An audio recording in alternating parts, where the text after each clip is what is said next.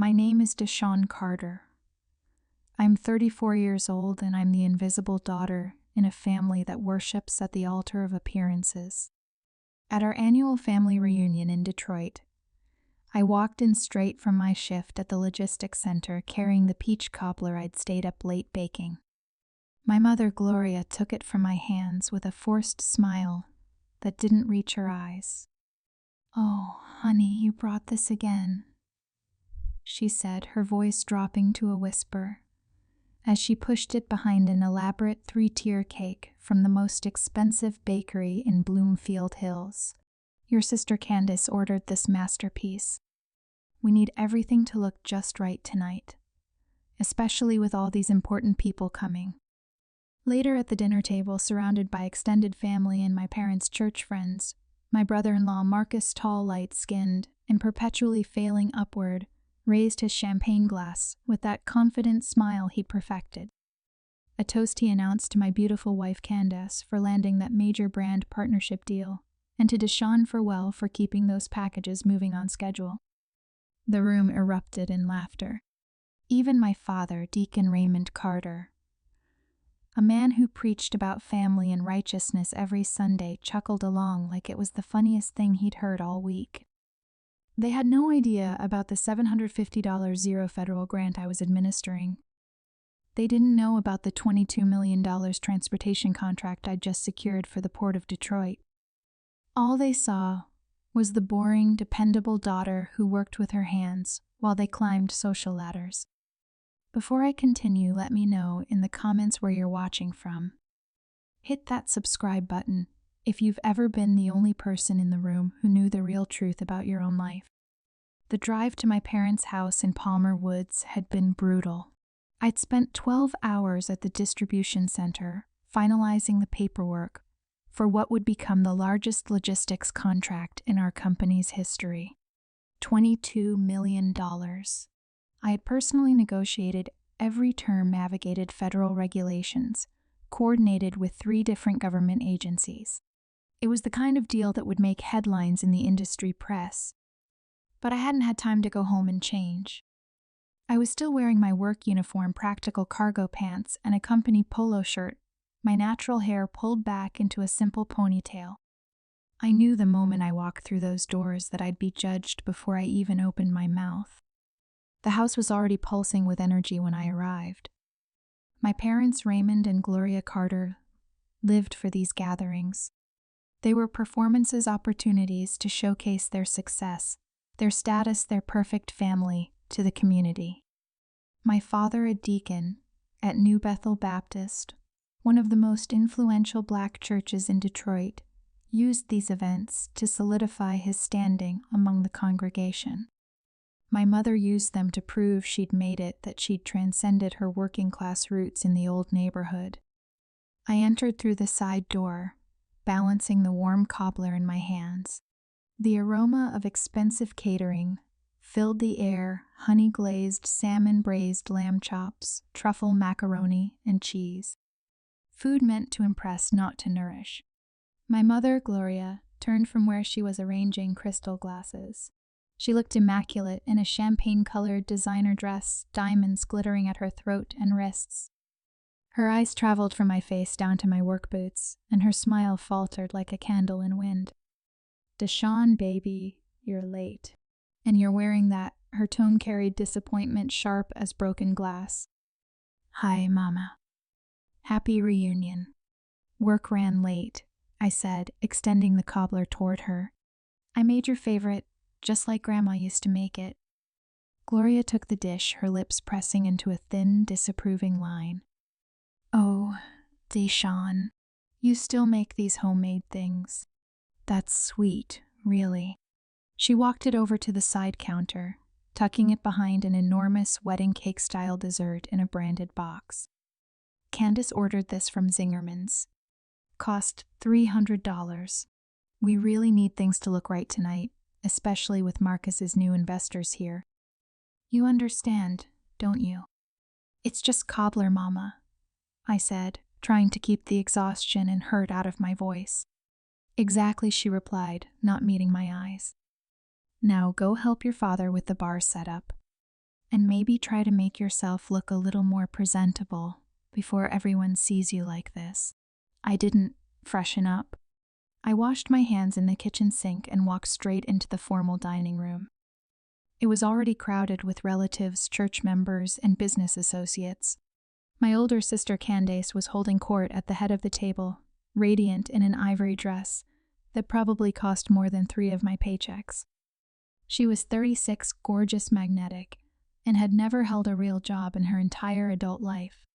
Her husband Marcus sat beside her, already nursing his second glass of my father's expensive cognac. Marcus was 38, light-skinned, with good hair, as my mother would say, and possessed the unshakable confidence of a man who'd never faced real consequences for anything. My father, Deacon Raymond, was beaming with pride as he gestured toward Marcus, and that's when Marcus told the investors he was saying to a captive audience that disruption is just opportunity in disguise. Marcus accepted the praise with a humble nod that fooled no one, but seemed to satisfy everyone.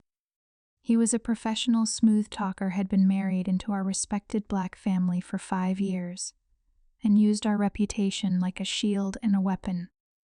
I found my seat at the far end of the table, practically at the kids section, and quietly began eating. For 25 minutes, conversation flowed around me like I was a stone in a stream. Candace's new influencer deal with a luxury brand. Marcus's blockchain startup that was about to disrupt the entire financial sector. My father's upcoming keynote at the Regional Baptist Convention. I was invisible. Then Marcus spotted me. "DeShawn's sister-in-law, I didn't even see you there," he boomed, as if I hadn't been sitting at the table the entire time. "We were just talking about big moves, major plays. How's that? How's the delivery business going? Still moving boxes?" Around the table fell silent. Every eye turned toward me. I felt heat creep up my neck. "It's supply chain logistics, Marcus. And it's going well." Logistics, that's the word. He snapped his fingers, like he just remembered something brilliant. Moving boxes from point A to point B. That's important work, real important. Somebody's got to do it right. Not everyone can be an entrepreneur. Candace placed her perfectly manicured hand on his arm, her smile dripping with false sympathy. "Marcus, don't tease her. She's sensitive." She turned her gaze to me, and her voice took on that patronizing tone I'd heard my entire life. "We're all so proud of you, Dee. Really. It takes a special kind of person to be content with a simple life. Not everyone is cut out for big things, and that's okay. The world needs workers, too." I looked at my parents, waiting desperately, hoping someone would defend me. My mother just nodded slowly, agreeing. "That's right, baby. Your sister is absolutely right. We're just glad you have a stable job, something reliable. That's a blessing in itself." "Stability is a virtue," my father added, finally looking at me. "The Lord loves a humble heart, daughter. Pride comes before the fall." They were ashamed of me. My steady job, my practical life, my refusal to participate in their performance of success. It was a stain on their perfect family portrait. They preferred Candace, who was drowning in credit card debt, and Marcus, who was essentially a con artist with good connections, because they looked successful, because they fit the image. The humiliation sat in my throat like a stone I couldn't swallow. I wanted to tell them about the $22 million contract. I wanted to explain that my box-moving job required managing international supply chains, coordinating with customs officials, navigating complex federal regulations, overseeing teams across 3 states. I wanted to make them understand that while Marcus talked about disruption, I was actually building something real. But I knew it wouldn't matter. They didn't want truth. They wanted their narrative, their story of the successful family. So I picked up my fork and spoke quietly. "You're right, Candace. It is a simple life." Marcus raised his glass higher. "To the simple life," he declared. The family laughed, clinked glasses, and moved on. I endured the rest of the meal in silence, cutting my food into smaller and smaller pieces, barely tasting anything. But as people started rising for dessert time to cut into Candace's overpriced cake, I decided I needed something from my father. Something important enough that I couldn't wait. I found my father in his study, the wood-paneled room where he prepared his sermons. "Daddy," I said quietly, closing the door behind me, "I need you to look over these papers for the SBA grant. I need your signature as the community liaison before Monday's federal review meeting." Marcus was walking past in the hallway. He must have heard those two letters SBA, because his head snapped toward the study door. His entire demeanor changed, eyes suddenly sharp and focused. "That's a government grant, right?" he said, pushing the door open without knocking. "How much money are we talking about?" I knew immediately I'd made a terrible mistake. The party's laughter and music sounded muffled and distant in the kitchen, where I stood scraping plates into the trash. My mother Gloria insisted on using her finest china for these events, which meant DeShawn, the dependable daughter, was automatically assigned to cleanup duty. My sister Candace appeared in the doorway. Her ivory dress, still impossibly pristine, despite a full evening of eating and drinking. She didn't even glance at the mountain of dishes in the sink. "Dee, come outside for a minute," she said, her voice light and cheerful. "Marcus wants to talk to you about something. He says it's a business opportunity." My stomach dropped instantly. Marcus never wanted to talk business with me. He only spoke to me to make jokes at my expense, to remind everyone in the room that I was less than. I dried my hands on a towel, feeling dread settle in my bones. "I'm kind of busy, Candace. Mama wanted these dishes done before people leave." "Oh, don't worry about Mama," she said with a dismissive wave, linking her arm through mine with false sisterly affection.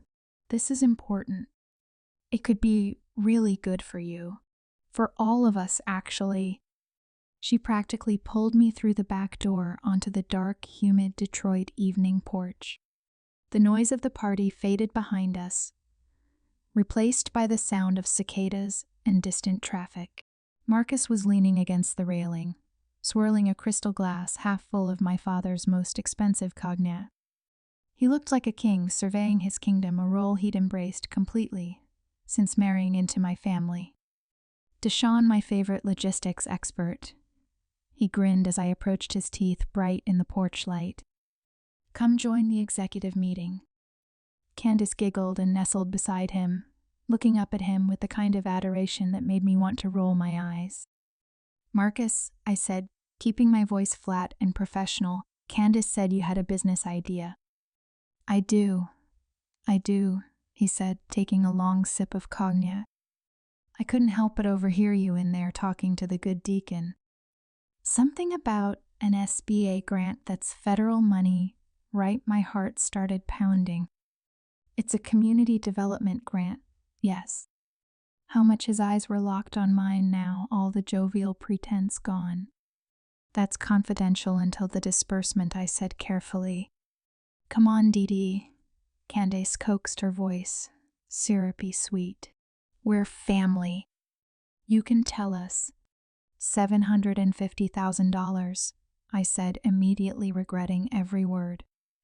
Marcus's eyes lit up like someone had plugged him into an electrical socket. $750,000. Jesus. "And you're managing all of it?" "I'm the grant administrator." "Yes." "It's for small business development in the Auburn Avenue corridor." Auburn Avenue, Marcus repeated, his mind clearly racing. "That's the historic Black business district. Right, the one they're trying to revitalize." "Yes." "We're funding 12 small businesses, Black-owned, family-owned. Restaurants, boutiques, a bookstore, a barbershop. Real community businesses." "Community," Marcus said, nodding slowly. "That's beautiful. That's really beautiful. You know what else is beautiful? Partnership." I felt ice forming in my chest. "What are you talking about?" "I'm talking about You, me, and Candace doing something amazing together. Listen, I've got connections. Real connections. Investors, venture capital people, tech money. They're all looking for opportunities in urban revitalization. If we position this right, we could leverage your grant money into something huge. I'm talking 10-20 million in development. The grant is already allocated, Marcus. It's not investment capital. It's restricted funding for specific approved businesses. Details, he waved his hand dismissively. Everything is flexible if you know how to structure it. We set up a holding company, funnel the grants through that, show matching funds from my investors. Boom, suddenly we've got serious money to play with. We could buy buildings, flip properties, make real money. And you'd finally be doing something big, something your family could be proud of. I'm already proud of what I'm doing, I said, my voice harder now. I'm helping real people build sustainable businesses. Real people, Marcus scoffed. DeShawn, you're thinking too small. You're always thinking too small. This is a once-in-a-lifetime opportunity to leverage public money into private wealth. Smart people do this all the time. It's not illegal if you structure it correctly. It's fraud, Marcus. What you're describing is textbook grant fraud. It's creative finance, he corrected. And before you get all self-righteous, think about what this could mean for you. For once in your life, you could be the one everyone is toasting at dinner. You could be the one Mama shows off. You could finally be more than the girl who moves boxes. Candace stepped closer, her perfume overwhelming in the night air. Dee, please just think about it. We're family. We take care of each other. And honestly, you deserve this. You've worked so hard for so long doing everything the right way, and where has it gotten you still at the kids' table? Still being laughed at. This is your chance to change that. I looked at my sister, really looked at her. Behind the designer dress and the perfect makeup, I saw something desperate, something hungry. They were drowning in debt. This wasn't about helping me. This was about saving themselves. No, I said simply. Marcus's smile disappeared. What I said, no. I'm not involving you in this grant. I'm not restructuring anything. And I'm not having this conversation anymore. His jaw clenched. You're making a big mistake, little sister. The only mistake I made was telling you about it, I said, turning toward the door. Candace grabbed my arm. DeShawn, wait. Please. You don't understand. We need this. I pulled my arm free. Then get jobs. Real jobs. Like normal people. I walked back into the house, my hands shaking with adrenaline. Behind me, I heard Marcus say something low and angry to Candace. The next morning, I woke up to 17 missed calls. All from my mother. I called her back, still groggy. Mama, what's wrong? What's wrong? Her voice was shrill with panic. What's wrong is that you humiliated your sister and Marcus last night. They came to you with a family opportunity, and you insulted them. They asked me to commit fraud, I said flatly. Don't be dramatic, DeShawn. They were trying to help you be part of something bigger. But no, you had to be stubborn and selfish like always. Selfish. Yes, selfish. That grant money could help this whole family, but you're too proud to share. Your father and I raised you better than this. I sat up in bed, anger finally breaking through the shock. You want me to steal federal money to bail out Candace and Marcus? Is that what you're saying? I'm saying family takes care of family. But you've never understood that, have you? You've always been off in your own world thinking you're better than everyone. I'm hanging up now, Mama. Don't you dare hang up on me, DeShawn Antoinette Carter. If you walk away from this family, don't expect us to be there when you need us. I've never expected that anyway, I said and ended the call. I sat there in the silence of my small apartment, the morning light filtering through the blinds, and something inside me crystallized. For 34 years, I'd bent myself into impossible shapes trying to earn their approval. I'd stayed quiet during their jokes. I'd accepted the scraps of their affection. I'd convinced myself that if I just worked hard enough, achieved enough, proved myself enough, they would finally see me. But they never would. Because seeing me would require them to acknowledge their own failures. 2 days later, I was at my desk at the logistics center when I got an email that made my blood run cold. It was from the SBA Federal Oversight Office. Miss, please contact our office immediately. My hands were shaking as I dialed the number. A woman named Patricia answered. Miss Carter, thank you for calling back so quickly.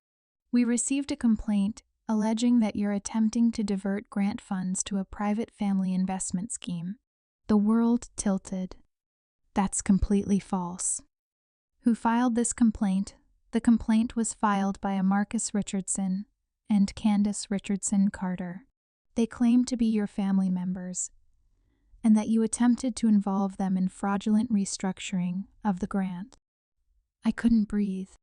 They're lying. They approached me. They wanted me to funnel the grant through a shell company. I refused. Patricia's voice softened slightly. Miss Carter, I believe you. The complaint was poorly written and lacked any substantive evidence. It actually reads like someone who got rejected from a scheme and is retaliating. But I'm required to investigate all allegations. I need you to gather all documentation related to this grant, every email, every authorization, every approval. Can you do that? Yes. Absolutely. Good. I'll be in Detroit tomorrow. Let's meet and clear this up. I spent that night pulling together 3 years of meticulous documentation. Every grant application, every approval form, every bank statement. I'd done everything by the book, followed every regulation. I was clean, but the betrayal cut deeper than any accusation. My own sister had tried to destroy my career because I wouldn't break the law for her. When I met Patricia the next morning at a federal building downtown, I brought 2 boxes of files. She was a black woman in her 50s, sharp-eyed and professional. She spent 4 hours going through everything. Finally, she sat back. Miss Carter, you're not under investigation. Your records are immaculate. In fact, they're some of the best maintained grant files I've ever reviewed. Relief flooded through me. But she continued, I do need to investigate the people who filed the complaint. If they attempted to solicit you for fraud, that's a federal crime. They're my family, I heard myself say. I understand. But they committed a crime, and when they filed this false report, they compounded it. I have to pursue this. I thought about protecting them, about keeping the peace, about being the good daughter one more time. Then I thought about how they'd thrown me under the bus without hesitation. Do what you need to do, I said. I'll cooperate fully. The investigation moved fast. Within 2 weeks, Patricia and her team had uncovered something I never expected. The shell company Marcus had mentioned it already existed. He'd already registered it using my father's name and church affiliation as credibility. He'd already been approaching investors, promising them returns on a guaranteed federal grant partnership. He'd been running a con before he even talked to me. The fraud was already in motion. When the FBI raided Marcus and Candace's rented mansion in Bloomfield Hills, they found evidence of multiple schemes. Fake investor presentations, forged documents with my electronic signature, letters of intent supposedly from me promising grant money. They'd been building a house of cards, and I was supposed to be the foundation. My phone rang. It was my mother. I let it go to voicemail. She called again, and again. Finally, I answered.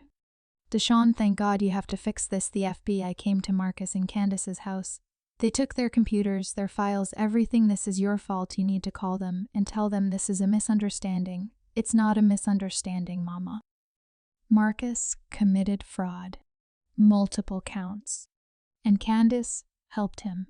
He made a mistake. He was just trying to provide for his family. He was trying to steal $750,000 of federal money meant for struggling Black businesses. And when I wouldn't help him, he tried to frame me for it. You're going to let them destroy your sister over money.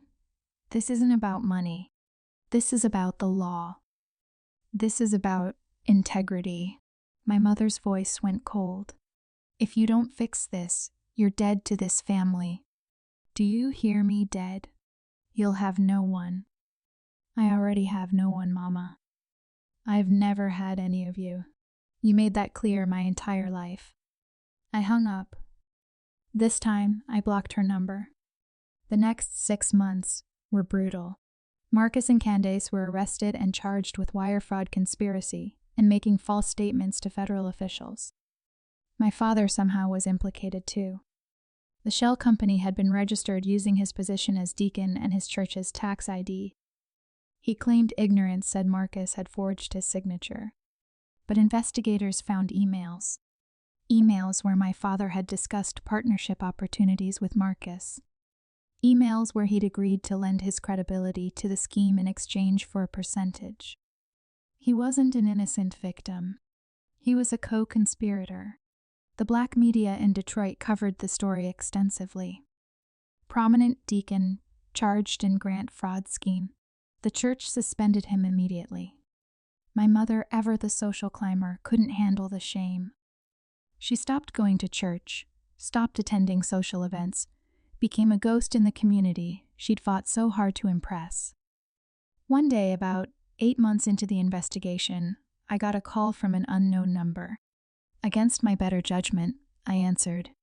DeShawn, it was my father's voice, quiet and broken. Daddy, I need to talk to you, baby girl. Please, just give me 5 minutes. I met him at a diner far from our neighborhood, a place where no one would recognize him. He looked like he'd aged 10 years in 8 months. His suit hung loose on his frame. His hair had gone completely gray. The confidence I'd seen my entire life had evaporated. I'm sorry, he said as soon as I sat down. I'm so sorry, baby, for everything, for how we treated you, for what Marcus did, for being blind. You were more than blind, Daddy. You were complicit. He nodded, tears filling his eyes. I know. I got seduced by Marcus's talk, by the idea of big money, of being more than just a deacon. I wanted to be somebody important. And I convinced myself it wasn't wrong if it was for the family. It was wrong. And it wasn't for the family. It was for your ego. He didn't argue. What happens now? I asked. My lawyer says if I cooperate, take a plea, I might avoid prison. Probation, restitution, community service. But my life, as I knew it, is over. The church won't take me back. Our reputation is destroyed. Your mother barely speaks to me. And Candace and Marcus, they're going to trial. Marcus thinks he can beat it. Your sister. He choked on the words. Your sister is angry at everyone but herself. She's angry at me, I said. It wasn't a question. He nodded. She blames you for not going along with it.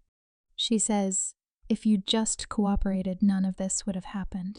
I felt a laugh bubble up, bitter and sharp. If I'd cooperated, I'd be in handcuffs too. I know. I told her that. She won't hear it. We sat in silence for a long moment. Finally, my father spoke again. DeShawn, I know I have no right to ask this.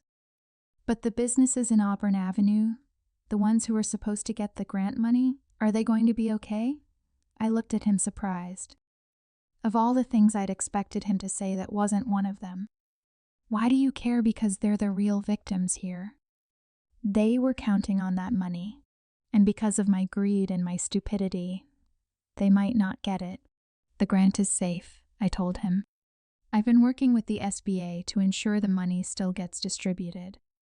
It's been delayed, but it's protected. Those businesses will get what they were promised. Relief washed over his face. Thank you. That's good. That's how it should be. He reached across the table like he wanted to take my hand, then thought better of it. I know you'll never forgive me. I don't deserve forgiveness. But I want you to know everything you've accomplished you did in spite of us. You're the best thing your mother and I ever created, and we were too blind to see it. I stood up. I have to go. DeShawn, goodbye, Daddy. I walked out of that diner and didn't look back. 3 months later, Marcus and Candace went to trial.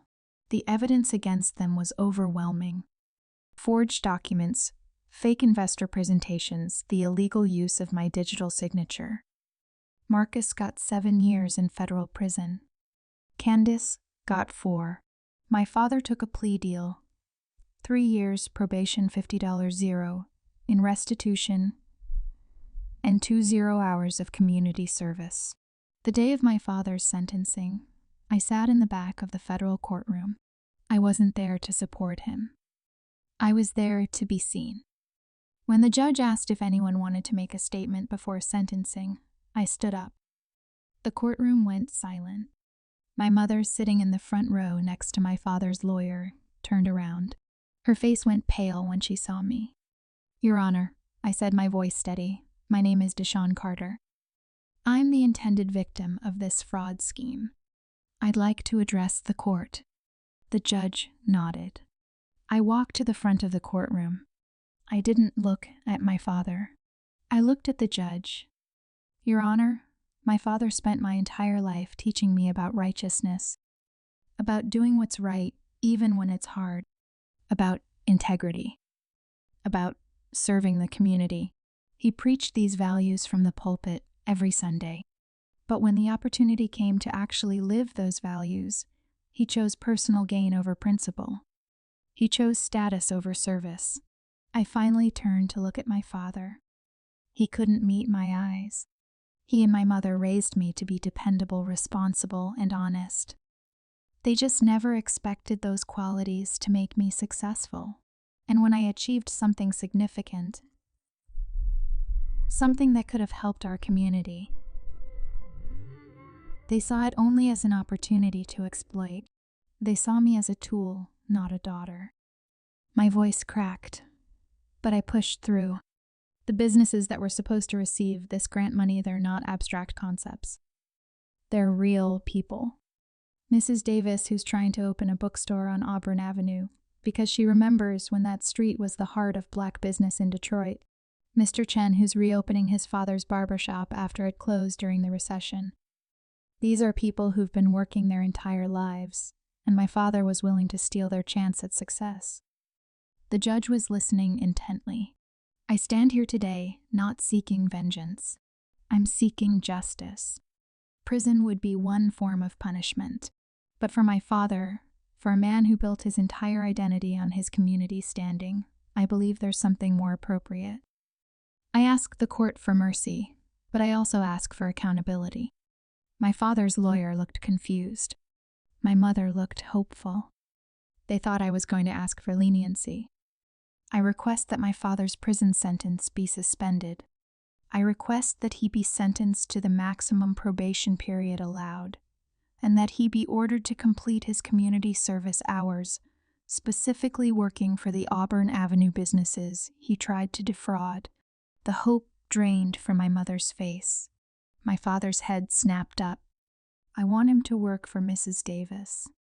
I want him to help renovate Mr. Chen's barbershop. I want him to stock shelves, sweep floors, paint walls. I want him to serve the community he tried to steal from.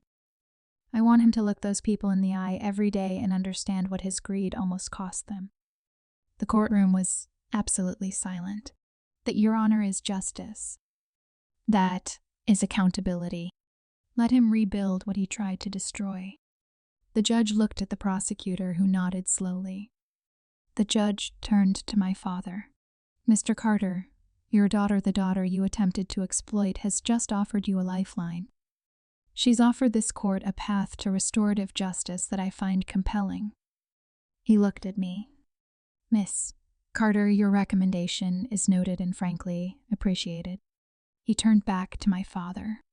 "Raymond Carter, I hereby sentence you to 5 years of supervised probation and 20 hours of community service to be served under the direct supervision of the Auburn Avenue Grant Administrator, Miss DeShawn Carter, at the businesses you attempted to defraud.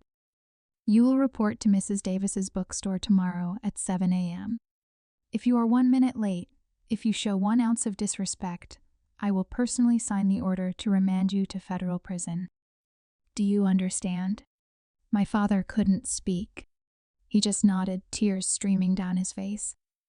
My mother looked like she wanted to die from the humiliation. I had saved him from prison, but I had sentenced him to something worse for a man like him, public accountability. He would have to face the community he'd betrayed every single day under the watchful eye of the daughter he'd dismissed his entire life. I picked up my briefcase and walked out of that courtroom without looking back.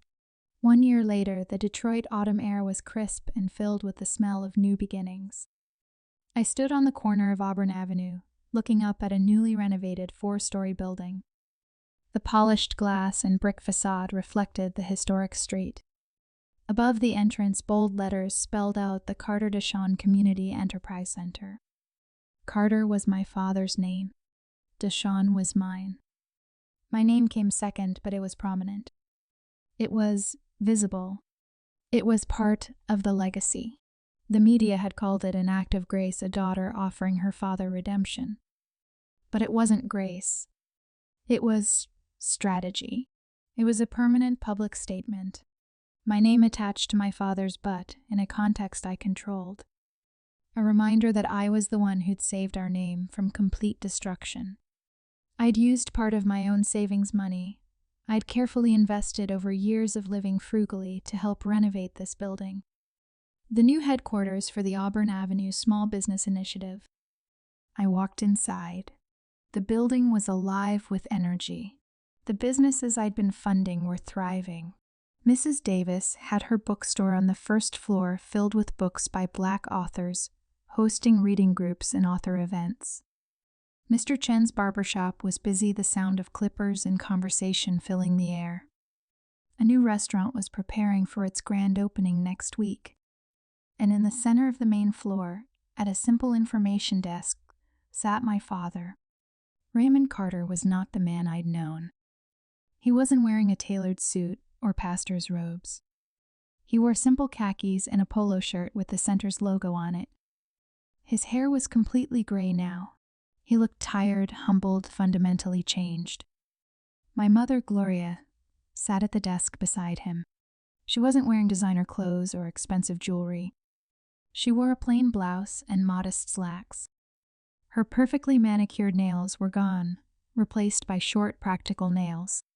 This was their reality now. This was their sentence. My father was patiently, humbly helping a young Black woman with a catering business fill out her vendor application. He was explaining the regulations, the requirements, the importance of following the rules. My mother was answering phones, scheduling appointments, refilling the coffee maker for entrepreneurs waiting in the lobby. There was no resentment in their movements. Just work. Just service. I started walking toward the stairs that led to my second-floor office. My father looked up as I passed. Our eyes met. He didn't speak. He simply nodded, a slow, respectful acknowledgement. I nodded back once. My mother saw the exchange. She looked at me with eyes full of complicated emotions, shame, resentment, maybe even a flicker of pride buried deep beneath everything else. She nodded too. I continued walking my heels, clicking on the polished floor. It wasn't forgiveness. It wasn't a happy ending. We would never be the family we pretended to be all those years. The wound was too deep, the betrayal too complete. But what I saw in that room was something more meaningful than reconciliation. It was accountability. It was the beginning of a long road of restitution. They weren't in prison, but they were serving their sentence in the heart of the community they'd tried to defraud. Forced to confront their failure every single day. For the first time in their lives, they were actually serving others instead of themselves. I walked upstairs to my office. The sound of my heels on the steps echoed with a confidence I'd built myself brick by brick, choice by choice. I'd gotten justice for Mrs. Davis and Mr. Chen and all the other business owners. I'd honored my name. I'd protected my integrity. And I'd finally completely escaped the shadow of my family's expectations. They had spent their lives building a hollow image while I'd been quietly building a real foundation. And when the storm came, their house of cards collapsed into nothing. Mine stood strong. 2 years later, I was promoted to Regional Director of Economic Development for the entire Midwest region. My little grant program had grown into a model that other cities were copying. I was traveling speaking at conferences, advising other administrators. I'd built a life that was successful by every meaningful measure. Not the performative success my family had valued, but real substantive achievement. One evening, I returned to the center after a week-long conference in Chicago. It was late, almost 7 p.m.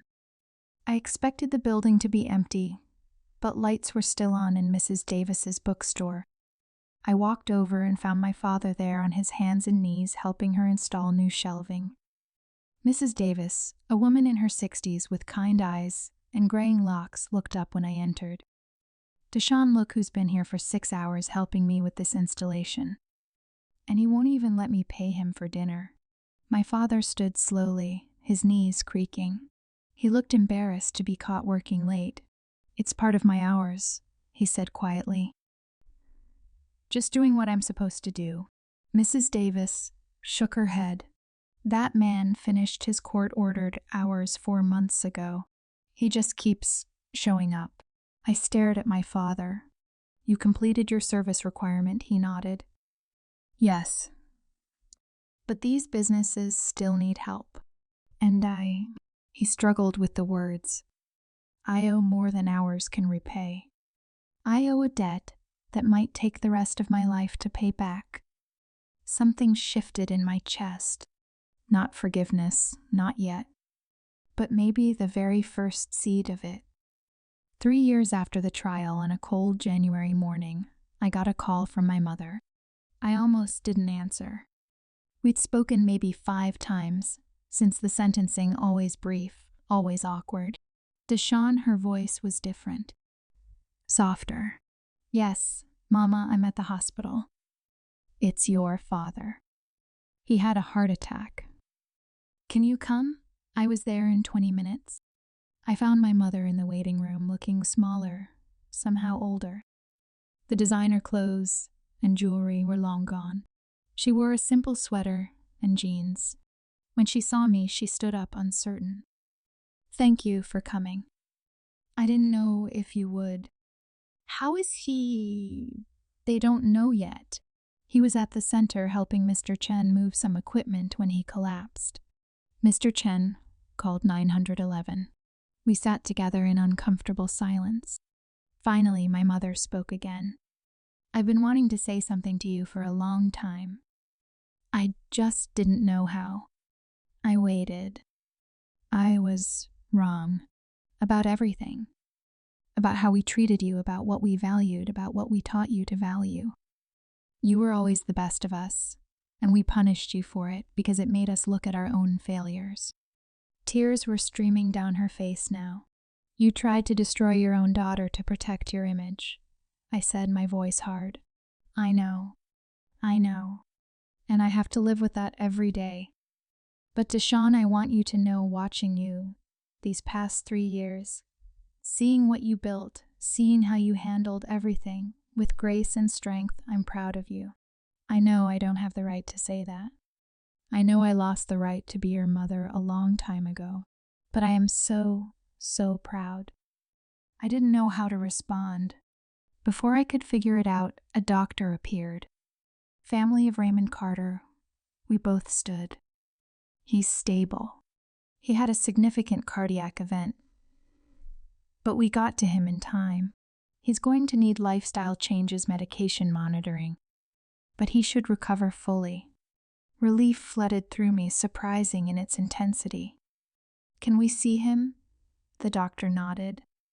My father was in a hospital bed, hooked up to monitors, looking vulnerable in a way I'd never seen him. When he saw us, tears filled his eyes.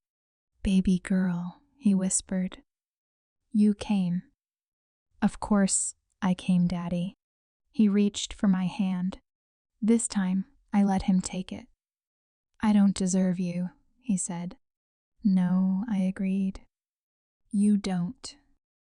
But you're trying. And maybe that's enough." 4 years after everything fell apart, I stood at the podium of a major economic development conference in Washington, D.C.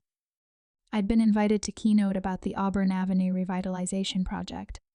In the audience were city planners, federal officials, and community organizers from across the country. "The most powerful lesson from Auburn Avenue," I said, looking out at the crowd, "is that your worth is never defined by other people's perception of you." For most of my life, my family saw me as the boring daughter, the one who wasn't ambitious enough, successful enough, impressive enough. They underestimated my intelligence, my integrity, my strength, and that blindness became their downfall. But here's what I learned.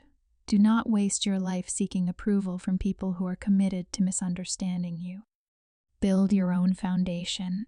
Your quiet, authentic success will always be stronger than their loud, hollow image. The businesses on Auburn Avenue didn't need flashy promises or get-rich-quick schemes. They needed someone who believed in doing things the right way, even when it was hard. After my speech, I received a standing ovation. As I walked off the stage, I checked my phone. There was a text from my father. "Just one line. I watched your speech online. You were magnificent. I love you." I stared at that message for a long time.